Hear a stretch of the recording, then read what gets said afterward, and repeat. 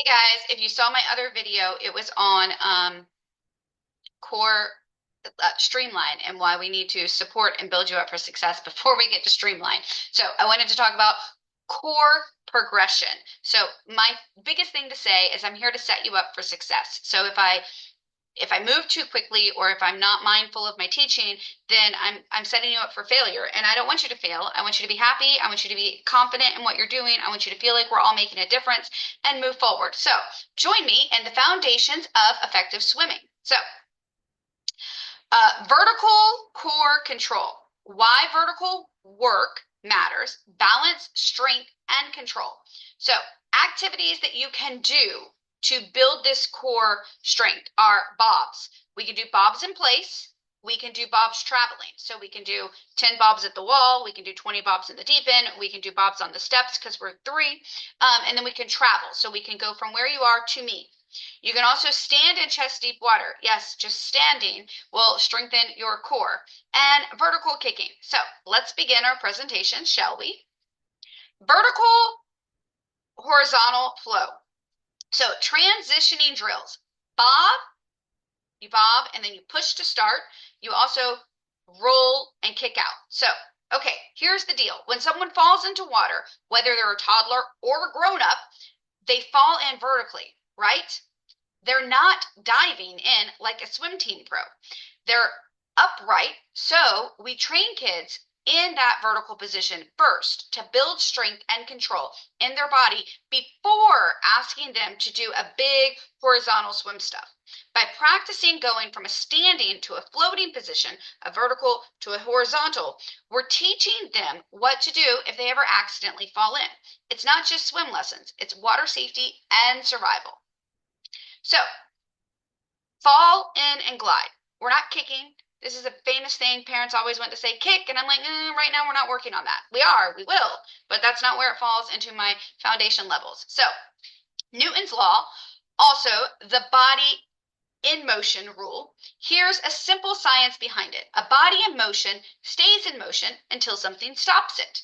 So when a kid pushes off the wall or the floor and glides, they're moving through the water without doing anything else. That's the body in motion, doing its thing. And it's way more effective than kicking like crazy right away. In fact, while the body's in motion, one, we don't want to do anything to stop that, like adding drag, lifting our head, opening our legs like a starfish. We want to stay like a torpedo, stay like a kayak, stay like a canoe, stay like a dolphin, stay like a mermaid. You got my trick bag of imagination here? If they kick too soon, they mess up their glide and burn more energy. You heard me, burn more energy. If they let the glide go and do the work and then start to kick, they move smoother and further. So we're going to glide, then kick, then start swimming. That's why I do glides without kicking or glides before kicking. The glide game.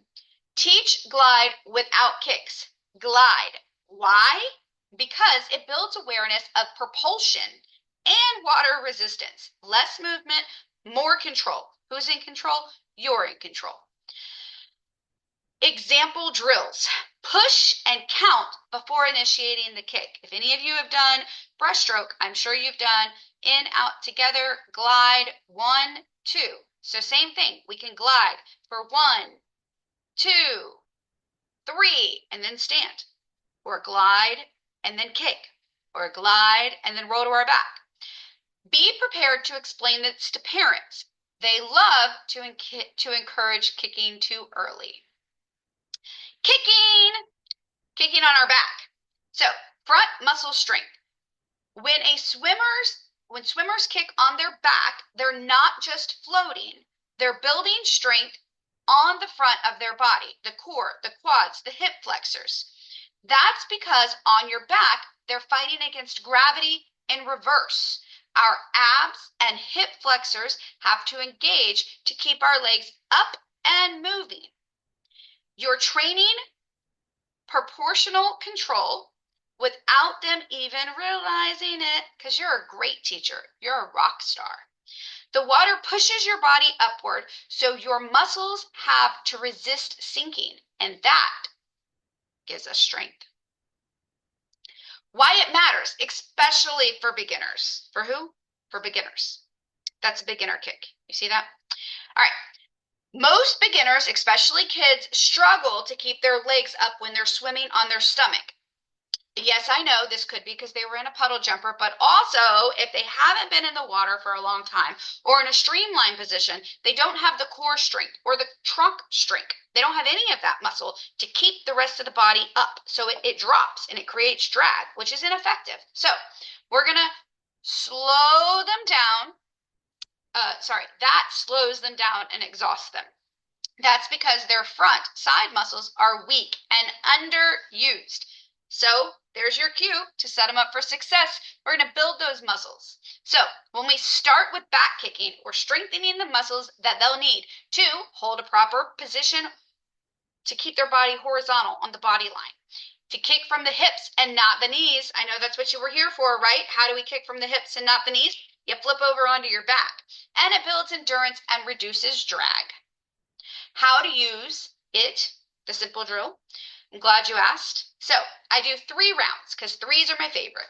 So the beginner phase 1, is that the step into the first lane, head on your shoulder, and provide them hip support. So if this is my kid, his head goes on my shoulder, I provide hip support. Make sense? Easy peasy. Then beginners, phase 2, still beginners, phase 2, you're going to move into the first lane, head in the water, and provide support holding onto their fingers. So their head's in the water, and I'm going to hold their fingers. So this is my finger, they're going to hold it. So they're going to go like this and hold my finger. But their whole body's in the water. They're just holding my fingers. And then phase 3, you're going to add an instructional flotation device. My favorite one is a swim bar, because you take that swim bar, you hold it, and you pull it to the hips, right? Yes.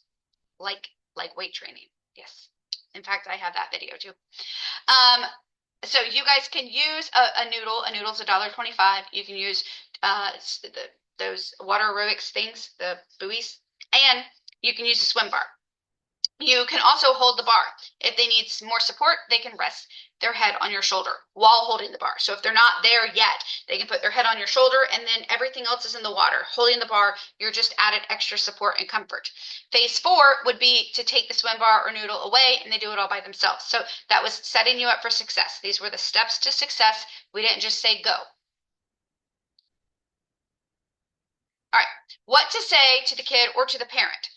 We're kicking on our back, so our body gets stronger when we're swimming on our front.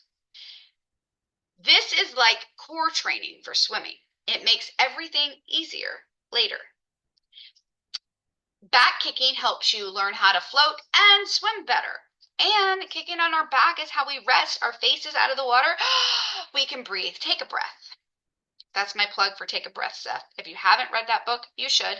It's by my favorite people. If you don't know who they are the Blackout Prevention Underwater Hypoxia. Totally got that name wrong, but their book's on Amazon. Find it, buy it, read it, share it. And that's it, guys. I ended my slideshow there. So come back for more. I've got more. I got to run to work now, so this is all the videos you get, but I should be back on Friday to share that other super cool video with you. Take care. Enjoy.